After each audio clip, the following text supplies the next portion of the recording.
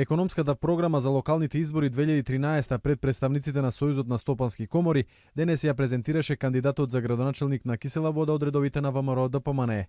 Беличанец истакна дека имала одлична средба со членовите на управниот одбор на ССК, но и дека општината ќе биде отворена за соработка со бизнис заедницата. Со оглед на тоа што самата општина нуди огромни можности и можеби досега се со побавно темпо, она што јас како иден градоначелник ќе се заложувам за темпото да биде забрзано, како што резултатите што поскоро би се гледале во секоја насока, а посебно и во економската. Значи тоа е едно од клучните решенија на самата општина.